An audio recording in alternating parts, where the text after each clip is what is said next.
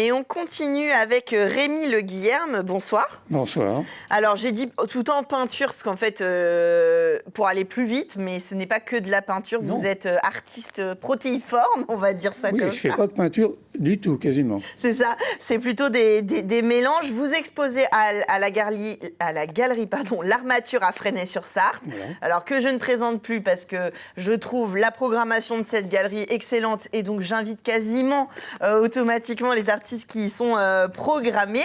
C'est le cas de vous jusqu'au 21 juin prochain pour l'art des fulgurances. Oui. Et oui, rien que ça. Rien que ça, beau programme. Alors, je sais, moi, quand je vois vos tableaux et vos montages de photographies, etc., je ne sais pas si les téléspectateurs auront la référence, mais moi, je pense tout de suite à Pierre et Gilles, à des réinterprétations de tableaux. Oui. À Rancinan aussi, Rancinan qui est actuellement au prieuré de Vivoin. Au prieuré de Vivoin, oui, un très beau lieu qui vient d'ouvrir en Sarthe. En tout cas, vous avez un univers un peu déjanté, mais pas gratuitement. Un univers qui dérange au bon sens du terme quand on dit de l'art, c'est-à-dire des tableaux que vous construisez généralement autour d'une thématique. Oui, voilà, tout à fait. Là, je vois par exemple une fusée, je vois des dessins avec des crânes, avec des seins, avec des Adam et Ève souvent, par exemple. Et comment, justement, vous faites du dessin, vous faites de la photo et avec de la retouche, du photomontage, etc. Oui. Tout ça, là, on parle de technique, mais j'imagine qu'à la base, c'est plutôt une idée que vous avez envie de faire passer, et puis après viennent les outils. C'est une volonté d'expression, en fait. Mon univers, il est très large parce que je me base surtout beaucoup sur le passé, sur le futur, pour révéler le présent. Vous voyez, dans certaines de mes œuvres, on voit très bien ce qui se passe aujourd'hui. Et ça m'intéresse beaucoup. Qu'est-ce qui vous intéresse aujourd'hui de mettre en avant? C'est un peu d'alerte, un peu de dénonciation, un peu de... Oui. Par exemple, dans cette exposition, j'ai une sculpture qui s'appelle Vigie. Vigie, c'est un gardien. C'est un oiseau, en fait, tout droit, dressé sur son socle, qui regarde, avec un bec comme ça. Il regarde le monde. Cette sculpture, je l'ai faite pendant les événements en Serbie, là, et c'était en 95, je crois, où déjà, on pouvait être très inquiet de ce qui se passait au niveau de la guerre, des exactions, et ainsi de suite. Et aujourd'hui, ça recommence, gravement, exactement. Et moi, je regarde. Mais je regarde non seulement en spectateur inerte, mais je crée des œuvres pour, justement, alerter. Oui, bon, à mon petit niveau, bien entendu. Mais l'art, si l'art ne peut pas changer le monde, il peut y contribuer. Et ça, c'est mon antienne, c'est un des rôles des artistes. Oui, tout à fait. Il y a aussi, évidemment, la triste réalité des combats, des guerres qui déchirent des populations. Et puis, il y a la question de l'environnement aussi, qui est par la nature, en fait. Alors, ça va être montrer la nature ou montrer ce déchirement qu'il y a, parce que, et c'est un sujet dont les artistes s'emparent de plus en plus, il y a une urgence climatique dont les gens doivent se... Absolument, et ça fait longtemps que ça dure. Et moi, déjà, dans l'enfance, je me souviens que...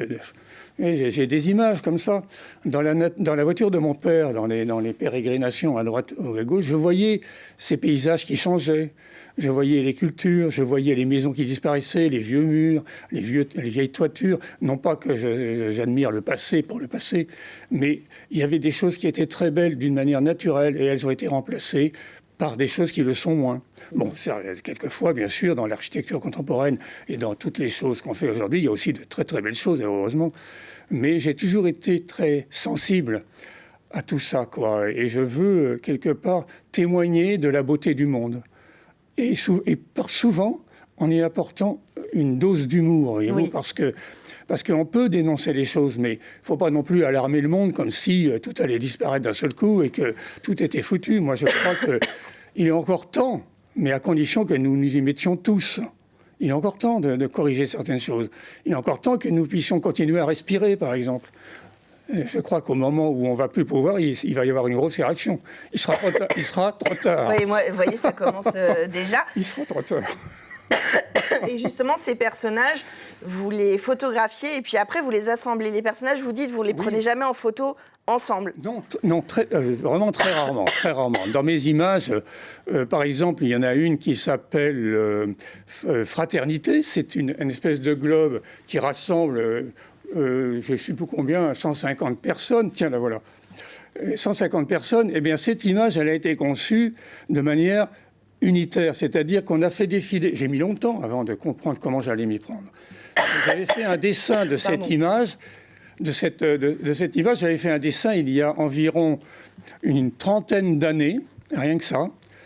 Et puis, je me suis demandé comment j'allais pouvoir photographier des gens qui, d'un côté, avancent et passent pour faire un globe. Et c'est pas une photo faite avec un objectif avec de poisson, là, comment on appelle ça? Oui, un fisheye, non. Voilà, c'est ça. Chaque personne est photographiée individuellement et ensuite elle est assemblée. Alors on leur a demandé de passer. Ça, c'était au studio JM2 Photo, à la Chapelle Saint-Aubin, avec mon ami Arnaud Derouet. Très exactement, merci. Un grand copain. Et donc les gens sont photographiés en avançant comme ça sur une courbe. Et toutes les 3 mètres, on fait une photo. Et ensuite, de ces 1000 photos qui ont été faites de tous ces personnages, il y en avait une cinquantaine, en fait, on les a multipliées, avec d'autres coiffures, d'autres vêtements. Eh bien, on choisit une des photos dans les 1000 photos, celle qui convient, on l'assemble avec son voisin, et ainsi de suite, et ça fait une sphère. Alors, c'est important, si je donne un petit peu des pistes pour que vous nous expliquiez le derrière de l'image, c'est parce qu'aujourd'hui, il y a profusion de montage, on est aussi dans un peu la consommation jetable d'images. Là, c'est des tableaux, vous avez des impressions avec des formats quand même assez impressionnants. On a le temps de regarder, de se poser justement à l'armature, à Fresnay-sur-Sarthe, d'aller découvrir ces images. Et il y a souvent plusieurs niveaux de lecture, comme vous disiez, une pointe d'humour, voilà, un regard sur le monde et plein de détails dans ces personnages. Et aussi beaucoup de références. Vous disiez, vous aimiez l'architecture, certains paysages anciens et beaucoup de références aussi à l'histoire de l'art. Oui, beaucoup de références à l'histoire de l'art parce que justement, dans l'inconscient collectif des gens, même si, par exemple, on ne se souvient pas exactement de tel tableau, de telle date, on a vu toutes ces œuvres. On les a vues parce qu'elles sont parues à droite, à gauche. Et justement, on parlait d'images tout à l'heure. Alors, il y a beaucoup d'images, mais il faut savoir lire une image. Toutes ces images qui défilent, d'accord, elles peuvent être anodines, mais il y a aussi des images qu'il faut savoir analyser. Voilà. Alors, bon, je ne sais plus ce que je voulais dire. Allez-y. Reposez-moi une bonne question. Ce que je voulais dire, c'est votre inspiration à l'histoire de l'art, qui nous permet peut-être aussi, nous, de comprendre et de l'associer à des images. Alors, évidemment, il y a toute l'histoire des images religieuses, tout simplement parce que pendant des siècles, c'était les tableaux, on va dire, les passages obligatoires des artistes, et il y en a des magnifiques.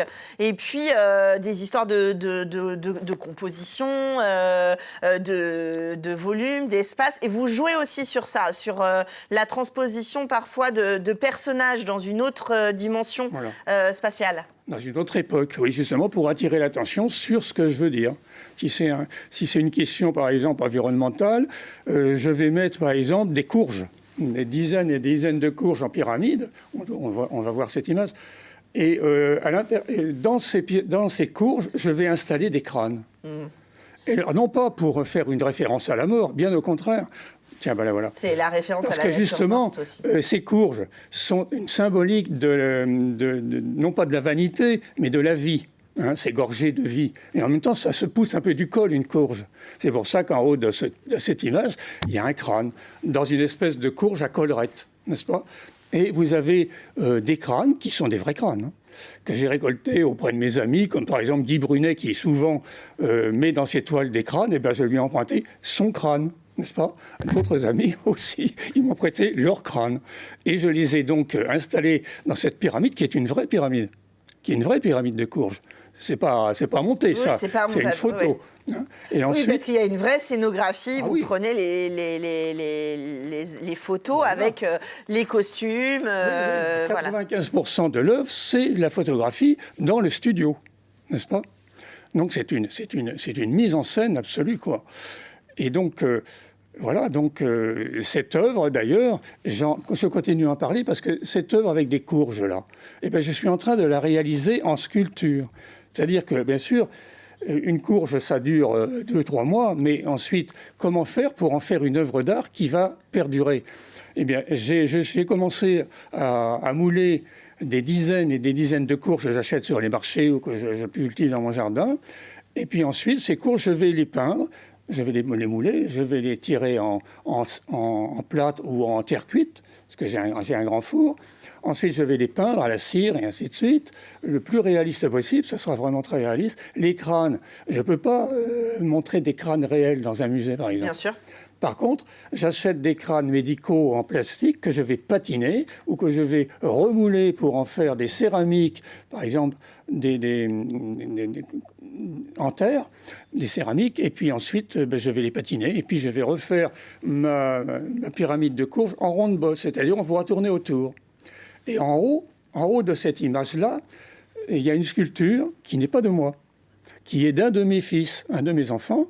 Tous mes enfants sont artistes. Sont artistes, oui, c'est ce que j'allais Vous en préciser. connaissez peut-être quelques-uns. Et il y en a un qui est sculpteur et peintre. Et celui-là, je lui ai emprunté une de ses sculptures. Il s'appelle Loez Le Guillam. Eh ben, c'est Sa sculpture en haut, c'est un crâne de cheval. Et ça s'appelle Vanité au cheval de fer. Alors ça, c'est énigmatique, mais il faut réfléchir à ce que ça veut dire. Il y a plein de choses. Il y a plein d'interprétations aussi. Il y a plein d'interprétations. L'interrogation, et c'est ça aussi la magie de l'art, c'est qu'on y voit chacun. Et on peut continuer pendant des années à analyser une œuvre d'art, comme par exemple la Joconde que j'ai traitée aussi. Bien sûr. Eh bien, la Joconde aujourd'hui, on lui prête beaucoup d'attention. Est-ce que Léonard de Vinci en avait mis autant? Il avait peut-être mis d'autres choses qu'on n'a pas encore découvertes. Tout à fait, exactement. Donc ça, l'art, c'est magique, parce que l'art, il continue au fil des siècles, à travers les siècles, à dire des choses insoupçonnées. Et c'est un vecteur de communication, l'art, extraordinaire. Et c'est bien de l'utiliser comme vous le faites pour donner à voir des choses ou à réfléchir des choses sur la vie d'aujourd'hui, sur la nature, sur des choses plus d'actualité et puis une esthétique particulière qui nous touche. C'est à la Galerie L'Armature à Fresnay-sur-Sarthe jusqu'au 21 juin, l'art des fulgurances de Rémi Le Guillam. Merci beaucoup d'être venu nous en parler sur ce plateau. Et la Galerie de l'Armature, c'est une galerie en plein devenir qui va montrer des choses magnifiques et de plus en plus. Je n'en doute pas. En tout cas, Culturel fait partie de ses abonnés et fait venir les artistes sur le plateau pour vous donner envie, vous, Sartois ou aux alentours, d'aller faire un petit tour à Fresnay et de découvrir cette galerie. Merci beaucoup. Et puis nous, on continue avec plein d'artistes. C'est Pulsar tout de suite dans Culturel.